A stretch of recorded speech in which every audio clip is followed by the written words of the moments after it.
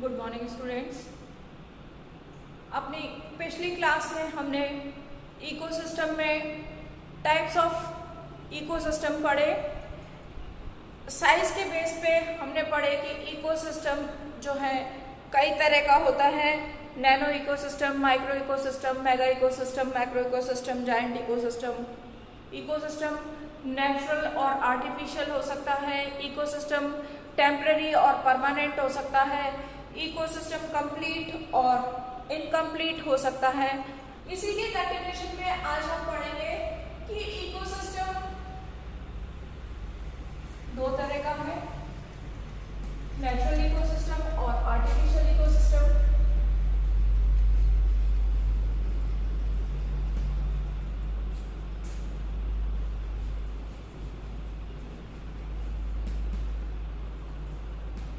Natural ecosystem जैसे कि हम पहले पढ़ चुके हैं कि नेचर का बनाया हुआ प्राकृतिक इकोसिस्टम है, अपने आप से बना हुआ है। नेचुरल इकोसिस्टम में हम पहले एग्जाम्पल बहुत सारे देख चुके हैं। अब हम इसका फर्दर कैटेगराइजेशन देखेंगे। आर्टिफिशियल इकोसिस्टम भी हम देख चुके हैं, जिसको कि मैनमेड इकोसिस्टम भी कहते हैं। मैनमेड इकोसिस्टम वो इकोसिस्टम है जिसमें कि आदमी अपने फायदे के लिए इकोसिस्टम को मैनेज करता है, मैनिपुलेट करता है। आर्टिफिशियल इकोसिस्टम के एग्जाम्पल है एग्रो इकोसिस्टम या क्रॉपलैंड इकोसिस्टम। इसके एग्जाम्पल है aquarium, cropland, dam, piggery, poultry या सिटी, टाउन, विलेज और भी बहुत सारे एग्जाम्पल्स हैं जिसमें कि आदमी अपने फायदे के लिए उसको मैनेज करता है। नेचुरल इकोसिस्टम प्राकृतिक इकोसिस्टम है जो कि साइट या किस जगह पर है उसके बेसिस पर दो तरह का होता है। जब ये इकोसिस्टम लैंड पर होता है तो ये टेरेस्ट्रियल इकोसिस्टम है। टेरेस्ट्रियल इकोसिस्टम और लैंड इकोसिस्टम। दूसरा टाइप है एक्वेटिक इकोसिस्टम या वाटर इकोसिस्टम। जब इसका बेसिस जो है वाटर होता है तो एक्वेटिक इकोसिस्टम, जब बेसिस लैंड है तो टेरेस्ट्रियल इकोसिस्टम। टेरेस्ट्रियल इकोसिस्टम में हम बहुत सारे एग्जाम्पल्स पहले पढ़ चुके हैं, अब वापस से देखते हैं। जैसे टेरेस्ट्रियल एग्जाम्पल इसका है फॉरेस्ट। जैसे टेरेस्ट्रियल इकोसिस्टम का एग्जाम्पल है ग्रासलैंड,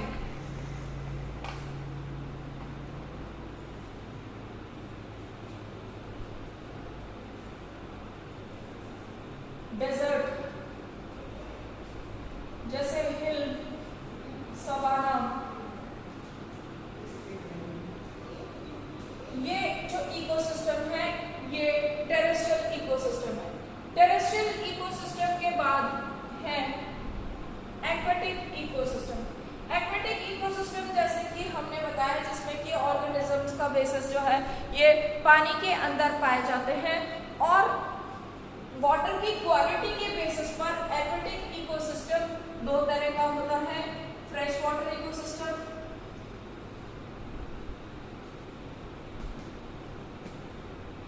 या ये जो है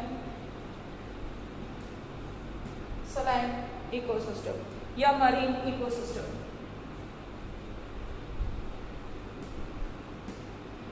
मरीन इकोसिस्टम सलाइन वाटर में होता है और fresh water ecosystem fresh water में होता है।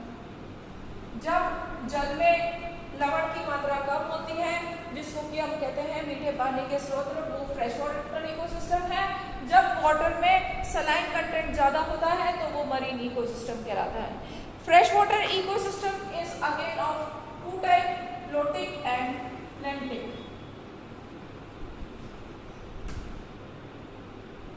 लोटिक इकोसिस्टम और लैंटिक इकोसिस्टम। लोटिक इकोसिस्टम का मतलब है जो कि फ्लोइंग इकोसिस्टम है, ऐसा सिस्टम जिसमें कि वाटर रनिंग है। रनिंग वाटर में जो इकोसिस्टम है वो लोटिक इकोसिस्टम। स्टैग्नेंट या स्थिर पानी में पाए जाने वाले इकोसिस्टम जो है वो है लैंटिक इकोसिस्टम। बहते हुए पानी का एग्जाम्पल है स्प्रिंग, बहते हुए पानी का एग्जाम्पल है चश्मा, या इसका एग्जाम्पल है नाला। ये जो है रनिंग वाटर के एग्जाम्पल है। स्टेगनेंट वाटर के एग्जाम्पल है लेक, पॉन्ड, डिच। ये जो है इसके एग्जाम्पल है जिसमें जल जो है वो मीठा पानी है और एक जगह स्थिर है। मरीन वाटर में एग्जाम्पल है जैसे सी, ईस्चुरीज, ये इसके एग्जाम्पल है जहां पर पानी खारा होता है। हैबिटेट के बेसिस पर नेचुरल इकोसिस्टम टेरेस्ट्रियल और एक्वेटिक हो सकता है। एक्वेटिक इकोसिस्टम पानी में जो है होता है उसका मेन बेसिस वाटर होता है।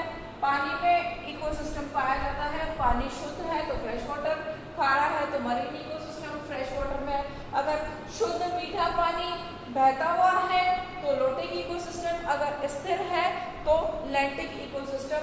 इस तरह से हम ये देख चुके हैं कि कितने तरह के इकोसिस्टम होते हैं, उनके क्या क्या कैरेक्टरिस्टिक्स है और किस आधार पर हमने उनको अलग अलग प्रकार में बांटा है। टाइप ऑफ इकोसिस्टम के बाद हम पढ़ेंगे इकोसिस्टम का स्ट्रक्चर क्या है, इकोसिस्टम के कंपोनेंट्स क्या है, किन किन चीजों से मिलके बना है।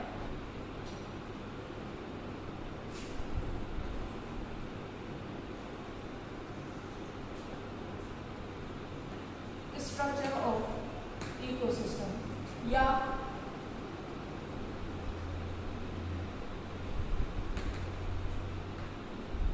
कंपोनेंट्स ऑफ इकोसिस्टम, ये हम देखेंगे। कंपोनेंट्स किन किन चीजों से मिलके बना हुआ है, ये इकोसिस्टम का नेचर क्या है, तो ये हम जानते हैं कि इकोसिस्टम दो तरह के कंपोनेंट से मिलके बना हुआ होता है, बायोटिक और एबायोटिक कंपोनेंट। बायोटिक कंपोनेंट में जैसा कि हम जानते हैं कि सारे जीवित कंपोनेंट्स या लिविंग ऑर्गेनिजम्स इसमें बायोटिक कंपोनेंट्स में आते हैं। मेनली हम या ब्रॉडली इनको प्लांट्स एंड एनिमल्स कहते हैं। एबायोटिक कंपोनेंट्स में बहुत सारी चीजें हैं जो कि हम प्लांट्स एंड एनवायरनमेंट में पहले पढ़ चुके हैं, जिसमें कि हम पढ़ चुके हैं कि ऑर्गेनिज्म का फिजिकल एनवायरनमेंट उसका एबायोटिक कंपोनेंट है, जिसमें हम पढ़ चुके हैं बहुत सारे क्लाइमेटिक फैक्टर्स इंक्लूडेड है, एडाप्टिव फैक्टर्स क्योंकि सॉइल कैसी है और टोपोग्राफिक फैक्टर्स कैसे हैं, ये सारी चीजें हम पहले पढ़ चुके हैं। ये सब इसमें इंक्लूडेड है। क्लाइमेटिक फैक्टर में जैसे temperature, humidity, rainfall, precipitation. Adaptive factor में सॉइल की सॉइल कैसी है, सॉइल का शेप कैसा है, साइज कैसा है, उसका ओरिजिन किन रॉक्स से हुआ है, वाटर होल्डिंग कैपेसिटी उसकी कैसी है, यानी कि मृदा के कौन से गुण हैं। और टोपोग्राफिक फैक्टर्स का मतलब है कि जहाँ पर प्लांट्स ग्रो कर रहे हैं या जिस जगह की हम बात कर रहे हैं वहाँ की जमीन की सतह कैसी है, पहाड़ी है, गड्ढा है या उसका धरातल कैसा है, ये टोपोग्राफिक फैक्टर में आता है। तो ये सारी चीज़ें मिलके और इनका एबायोटिक कंपोनेंट बनाते हैं। तो ये जो है ये बायोटिक और एबायोटिक कंपोनेंट मिलके इकोसिस्टम का स्ट्रक्चर बनाते हैं। सबसे पहले हम बात करेंगे बायोटिक कंपोनेंट की।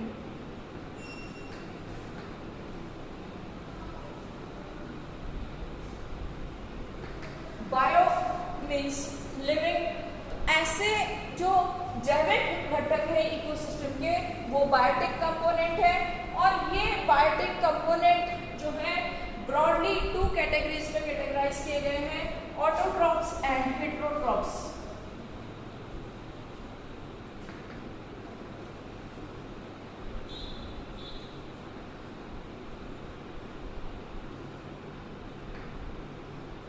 ऑटोट्रॉप ऑटोट्रॉप्स, जैसे कि हम जानते हैं ऑटोट्रॉप्स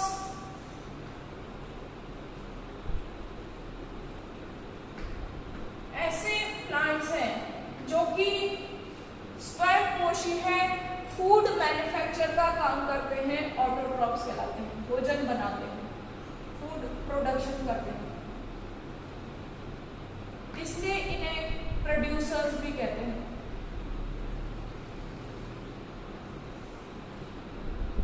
ये प्रोड्यूसर्स ग्रीन प्लांट्स हैं, इनके अंदर क्लोरोफिल पाया जाता है और इस क्लोरोफिल की मदद से ये प्रकाश संश्लेषण या फोटोसिंथेसिस का काम करते हैं।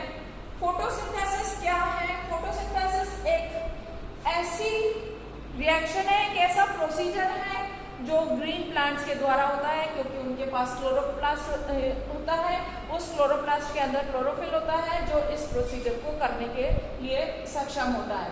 और ये जो ग्रीन प्लांट्स हैं ये सूरज के प्रकाश को कन्वर्ट करने का काम करते हैं। जो सोलर रेडिएशंस है जो बाकी सबके लिए यूजफुल नहीं है, उस अवेलेबल सोलर रेडिएशन को ये कार्बोहाइड्रेट्स में कन्वर्ट कर देते हैं, जो कि इनके खुद के भोजन के रूप में काम में आता है और दूसरे जितने भी प्राणी इन पर डिपेंडेंट है भोजन के लिए, डायरेक्ट और इनडायरेक्ट, उन सबके भोजन के लिए काम आता है। तो ये है फूड मैन्युफैक्चरर, इनको इसलिए प्रोड्यूसर कहते हैं। थर्मोडायनेमिक्स का रूल कहता है कि energy can not be produced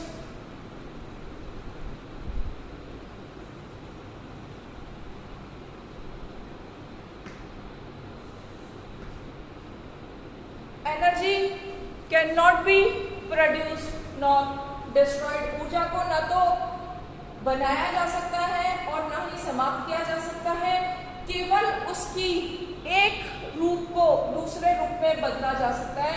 only it's one form can be change into another form. इसलिए इन प्लांट्स को प्रोड्यूसर के स्थान पर कन्वर्टर्स कहा गया। और ये कन्वर्टर्स जो है ये ज्यादा एप्रोप्रिएट टर्म्स लगी प्लांट्स के लिए, ग्रीन प्लांट्स के लिए, सिंथेटिक प्लांट्स के लिए, क्योंकि ये कन्वर्ट करते हैं किसको? सोलर रेडिएशन को। किसमें? फूड में, पहले कार्बोहाइड्रेट में और फिर इनसे विभिन्न प्रक्रियाओं के द्वारा दूसरे प्रकार में कन्वर्ट कर लिया जाता है। तो ये जो कन्वर्ट करने की जो प्रोसीजर है इसको कहते हैं फोटोसिंथेसिस। और इस फोटोसिंथेसिस के लिए जरूरत होती है क्लोरोफिल की, कार्बन डाइऑक्साइड की, वाटर की और भी चीजों की जो इसकी सूटेबल फिजिकल एनवायरनमेंट है। तो इनकी मदद से ये जो है ये कन्वर्ट करने का काम करते हैं। किसको? ये जो एनर्जी की फॉर्म है सोलर रेडिएशन, उसको केमिकल एनर्जी कार्बोहाइड्रेट के फॉर्म में कन्वर्ट कर देते हैं। ये कार्बोहाइड्रेट को प्लांट यूटिलाइज कर सकते हैं और दूसरे ऑर्गेनिजम्स जो इन प्लांट्स पर डिपेंडेंट है फूड के लिए, वो इस एनर्जी को यूटिलाइज करते हैं। तो ये जो है ये है प्रोड्यूसर्स। इन प्रोड्यूसर्स के अलावा या ग्रीन प्लांट के अलावा भी कुछ प्लांट्स हैं जो कि फूड मैन्युफैक्चर का काम करते हैं और वहां पर फोटोसिंथेसिस की जगह कीमोसिंथेसिस का प्रोसीजर पाया जाता है। और ये कीमोसिंथेसिस कीमोसिंथेटिक बैक्टीरिया के द्वारा किया जाता है, जिनमें कि केमिकल रिएक्शंस होती है और उन केमिकल रिएक्शंस के थ्रू जो है फूड मैन्युफैक्चर का काम किया जाता है। तो ये अभी हमने पढ़ा ऑटोट्रॉप्स के बारे में। अगली क्लास में हम इसको आगे फिर कंटिन्यू करेंगे। आज के लिए बस इतना ही। Thank you.